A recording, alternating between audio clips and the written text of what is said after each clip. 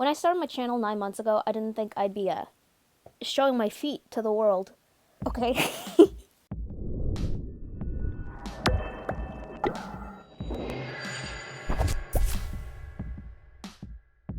Hi, my name is Hazuki. I'm an inline figure skater and a figure skater. I have collected now 4 boots over my 2 and some odd years of skating, and I wanted to show you guys today how I tie my boots and how I tie them differently depending on the boot. When we tie skates, the first thing we need to actually think about, instead of the skates, is the socks.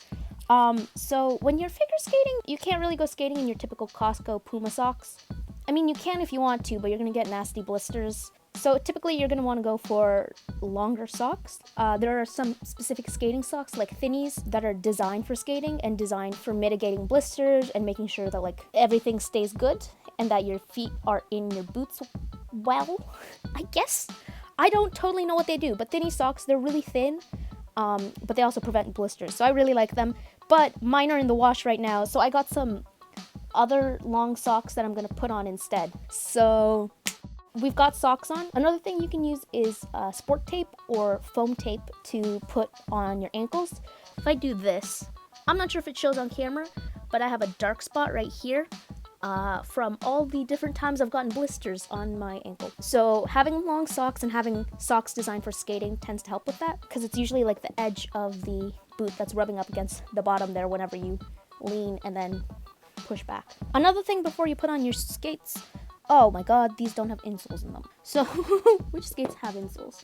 Do these have insoles? Okay. Another thing you might want to consider, especially if you have funky feet, let's call them, are insoles. Personally, I have flat feet and wide feet.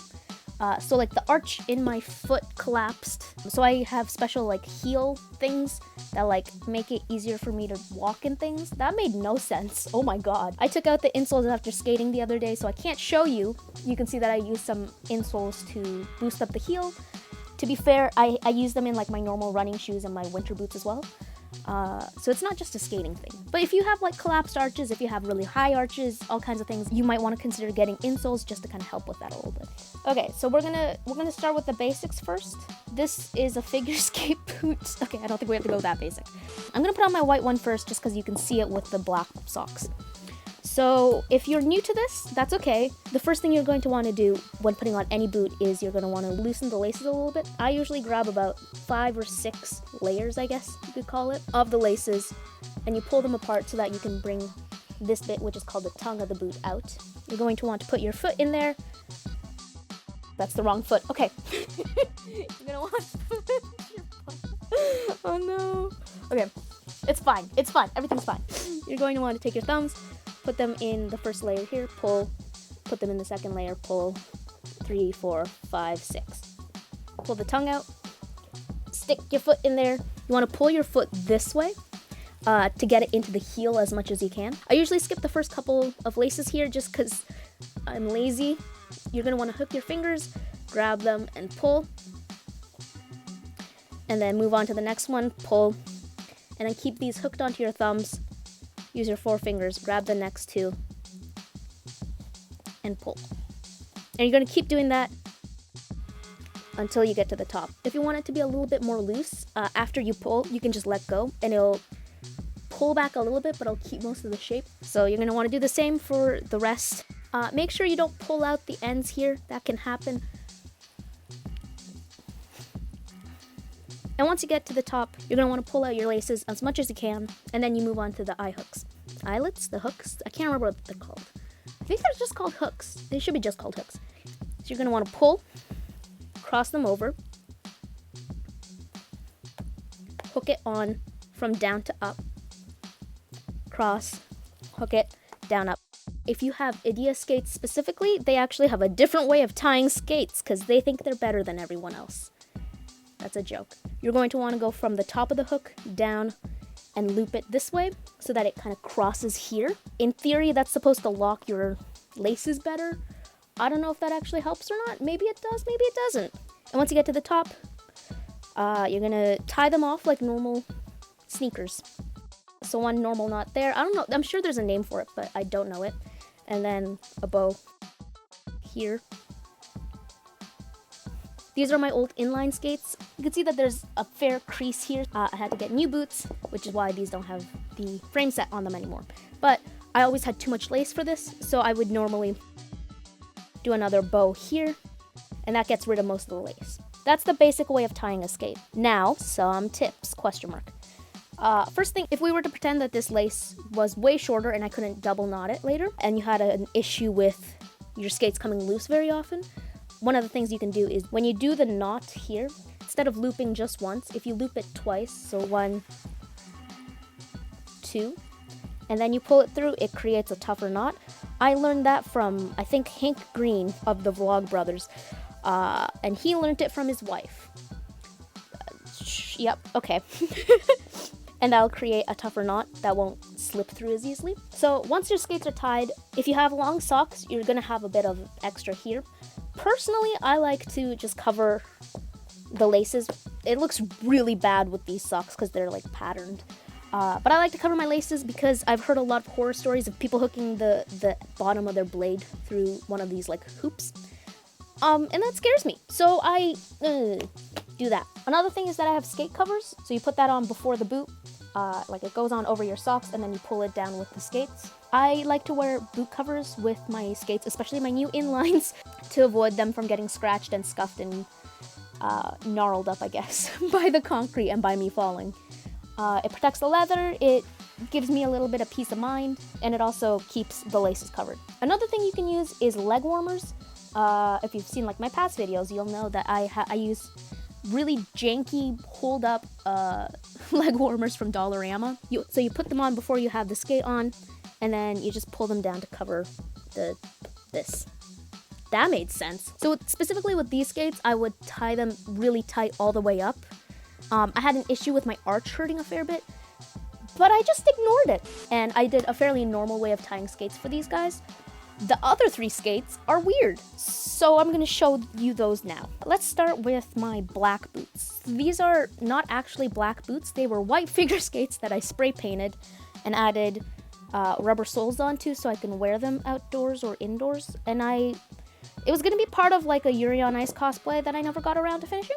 So, yep, there's that. So these were my first figure skates. Once I did the hooks, I usually was left with very little lace, so I would do the double knot here, the Hank Green method. It totally could have been John Green, so I could be quoting wrong, and then cover that with my sock. So that was the first way, or the second way that I did it. This one as well, I'd tie very tightly because of how soft they were. With my other skates, I have the opposite issue. So, as a side note here, when you're tying figure skates, you want to use hard guards instead of soft guards. With soft guards, you're either going to poke a hole through them or damage the blade, and neither of those are fun. With these, they're Resport exclusives. They offer a lot of support, and a lot of that support I do not need. So I only tie these up like 3/4 way. So the nice thing about these skates is there's 5 hooks. So I will use 4 out of them.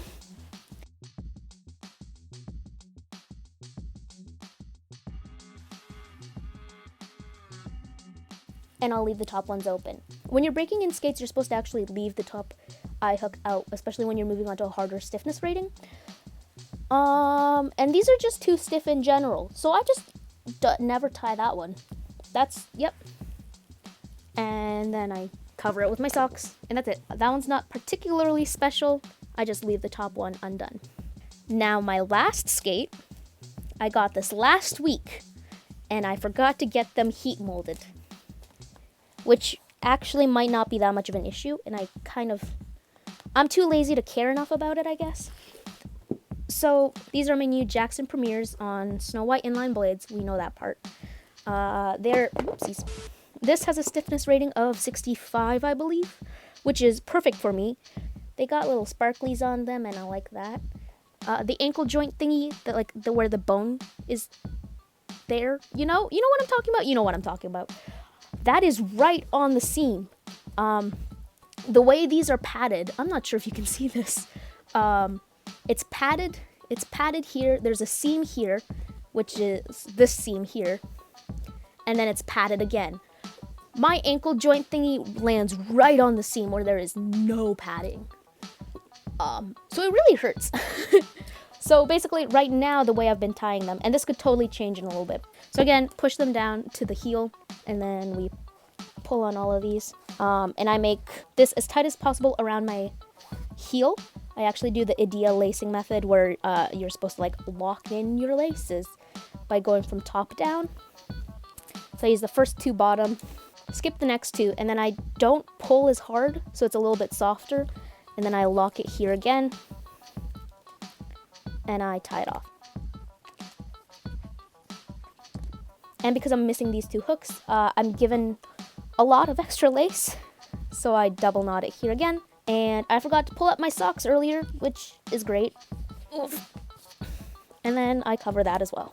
The nice thing about these skates, this is turning into a review for Premier skates, that's fine. You can't see it in this light. There we go. You can see that there's like a shininess here and not shininess here. There's a bit of like a gelish protector on it, which is lovely. I've also been very careful in making sure that I wear skate covers whenever I skate in these and trying my best not to fall. I mean, I'm gonna fall eventually. It's like cars in that you don't really drive a car properly until you get the first scratch. So I'm waiting for these to get scratched so I can actually skate in them properly, but for the moment, I am being very tiptoe and cautious around it. That's how I tie my skates. I did not look at my book at all. So here are all the things I missed. When you're on roller skates, try not to get dust on them. I don't know what I mean by that. When you're storing your skates, whether it be over winter or just like for a week while you're not skating, you don't want to leave them super duper tight. You want to loosen them a fair bit to make sure that they're not deformed when you get back. Don't pull out the tongue all the way. Different people will say different things about this. Personally, I don't like pulling out the tongue all the way because that, like, I feel like it's gonna ruin the tongue a little bit. But yeah, keep the laces loose when you're storing them or not using them. Oh, how do you untie skates? That's a good question. Shoot, I should have explained this earlier. You untie them like any other shoes, I guess.